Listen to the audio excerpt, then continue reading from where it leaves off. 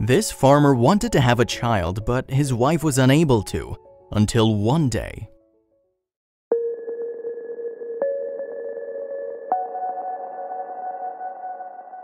This story took place in a small town near Kazan in the Russian southwest in the 1900s.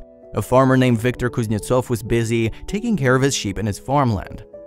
Ever since he was a teenager, Viktor dedicated himself entirely to his work. During the summer, he worked in the fields, and in the winter, with the help of his wife, he did all sorts of handiwork, including making clothes.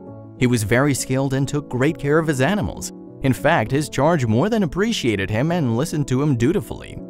The couple lived a good life, but something was still missing. Had it not been for this, their life would be perfect. You see, Viktor met his wife while he was still in his youth. They got married in the throes of love and soon tried to have children, but unfortunately, no matter how much they tried, children didn't arrive. A year and then 2 years passed, but they still couldn't become parents, so they went to a local doctor. Keep in mind that in those days, there were none of the modern-day breakthroughs that we have in fertility treatments. Even if they did exist, the couple didn't have the financial means to obtain them. The doctor examined Viktor's wife, and the young couple soon received their answer. "Your wife is infertile and can't have children," he told them.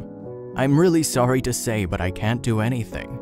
Viktor just blankly stared at his wife. It was shocking news, but before he processed it, he just helped his wife get through the grief, sadness, and guilt that she couldn't bear children. She told him that it was better to just leave her, that Viktor had the right to his own happiness. But he answered, "No, woman, you are my happiness. It's all part of God's plan, the way He does things." Since then, the both of them lived in an incomplete, broken dream. Perhaps this is why Viktor lived in such harmony with his animals. He tried to soothe his soul and they helped gather his thoughts. His daily life went on as usual. Viktor was shearing all his sheep in the late spring and preparing the wool for sale or to store and make clothes with his wife. He also took care of the young lambs so they could sell in good health later. In the summer, Viktor grew corn and beans, selling at and helping around the city market. He didn't really have time to feel sadness. At the time, you had to work hard if you wanted to live comfortably. When he turned 30, something big happened. The coldest winter of the entire decade hit. It was early spring 1928. All the house windows were locked closed, and the hearth had to be kept lit at all times at the expense of precious firewood. Even the dog, who loved spending the night in the yard, stayed inside. The only thing to do was hide in the house at night, lying beside the fireplace and sleeping in the mornings. Viktor woke up as usual, and while breakfast was at the table, he and his wife discussed the chores for the day. He started preparing some cakes from stored grains to sell from home. The farmer went to feed his animals. A lot of snow had fallen that night, and only by late morning did it finally start clearing. Viktor went down to the yard and felt that something was wrong. He started worrying. Maybe his sheep had escaped, but no, they were all in their places. He sighed with relief and he gave them their feed and watched the sheep happily trot over to eat. And at that moment, he froze. There was a sheep missing.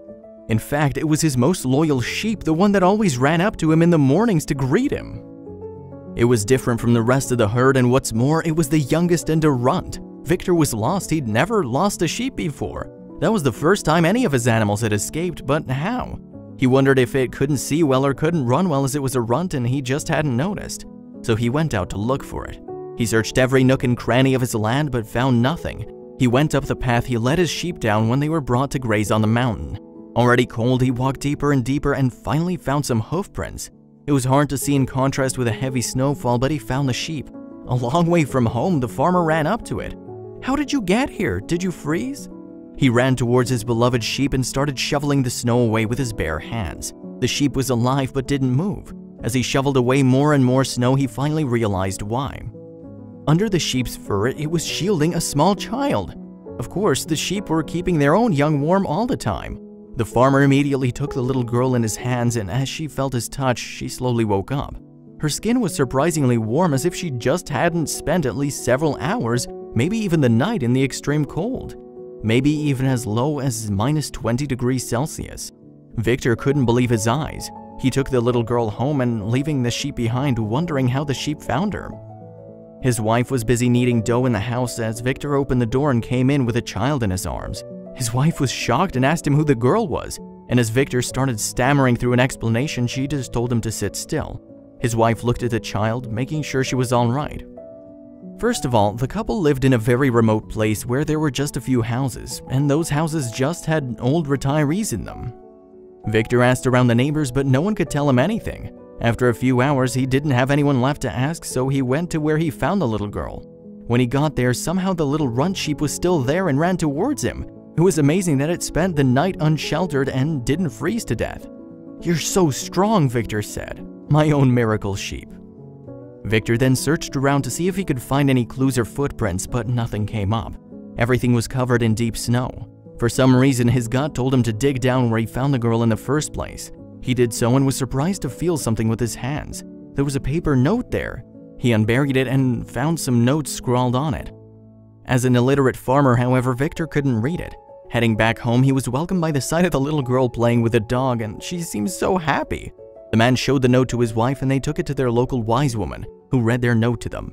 The note read, "Forgive me, but I can't take you with me." Everything began to take shape. No doubt whomever passed through left the girl there deliberately. The woman was baffled. How could they leave such a fragile little girl in an unknown place in the bitter cold with just an apology? Victor spent the day searching through the village trying to find the perpetrator, but it seemed like they were long gone and the girl was left behind.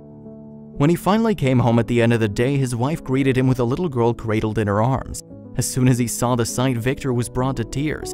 That was what he dreamed of for most of his life, a family with his beautiful wife.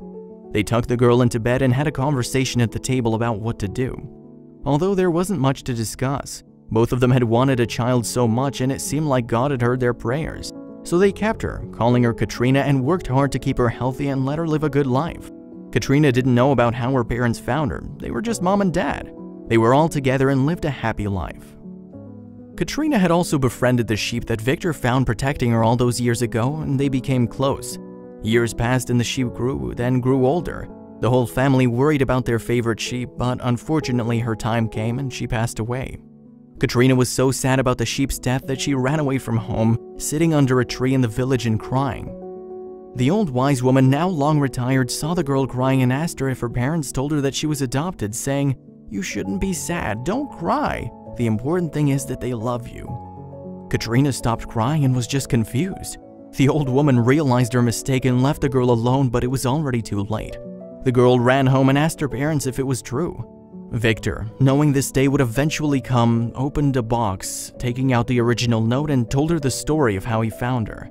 As she read it, Katrina couldn't help but cry. She said she needed time to think, and the family spent a tense, uneasy night. In the morning, as the couple awoke, their daughter Katrina came into their room. She simply told them, "You're my only parents. I don't need or have anyone else. I love you." Years later, the girl grew into a fine woman and told her own story. There's no doubt that Katrina is grateful to the wonderful parents that fate had given her. She also said that in the end, she decided not to search further into the case. Her parents had registered her as their own daughter, naming her and giving her their last name. Life had without a doubt rewarded Victor and his wife with a beautiful daughter who supported them and took care of them long into their old age.